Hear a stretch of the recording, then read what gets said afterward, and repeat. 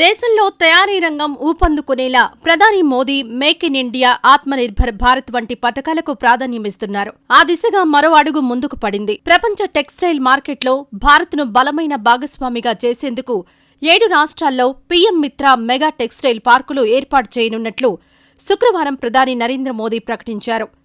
ఇవి ఎక్కడ ఏర్పాటు కానున్నాయి, వాటి వల్ల లాభాలేమిటో వివరంగా చూద్దాం. ప్రధానమంత్రి mega integrated textile region and apparel పథకం ముఖ్య ఉద్దేశం ఆత్మనిర్భర్ భారత్ నిర్మాణమని మోదీ పేర్కొన్నారు.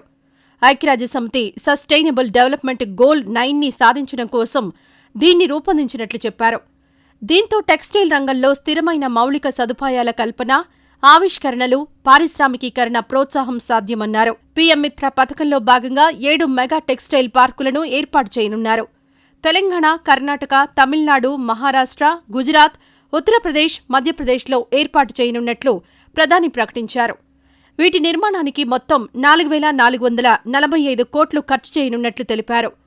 సుమారు 1000 ఎకరాల విస్తీర్ణంలో పర్యావరణానికి అనుకూలంగా అత్యాధునిక సౌకర్యాలతో వీటిని నిర్మిస్తామని పేర్కొన్నారు. వీటి ఏర్పాటులో దేశీయంగా, అంతర్జాతీయంగా టెక్స్టైల్ రంగం ఊపందుకుంటుందని ఆశాభావం వ్యక్తం చేశారు.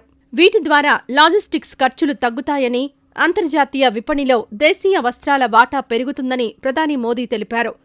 లక్షలాది మంది యువతకు ఉపాధి అవకాశాలు కల్పించడంతో పాటు కోట్లలో పెట్టుబడులను కూడా ఆకర్షించవచ్చని చెప్పారు.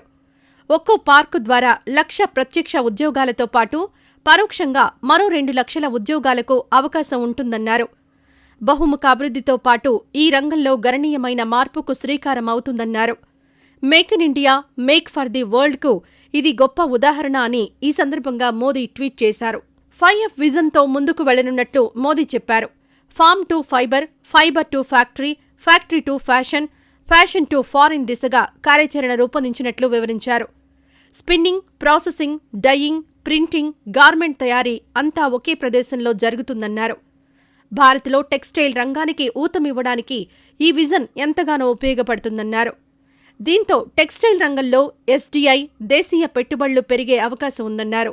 బీజేపీ ఇప్పుడు 2024 లోక్సభ ఎన్నికలకు సన్నాహాలు ప్రారంభించింది. ఈ వ్యూహంలో 160 లోక్సభ స్థానాలను బీజేపీ ఖాతాలో వేసుకునేందుకు బీజేపీ అధ్యక్షుడు జేపీ నడ్డా పాచికలు వేయడం ప్రారంభించారు. గత ఎన్నికల్లో బీజేపీ ఓడిపోయినా లేదా గెలవని స్థానాలు ఇవే.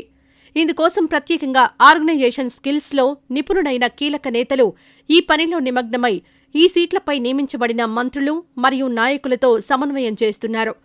ఈ ప్రణాళిక ప్రకారం వినోద్ తావ్డే, సునీల్ బన్సాల్ మరియు తరుణ్ చుగ్ కీలకంగా వ్యవహరించబోతున్నారు.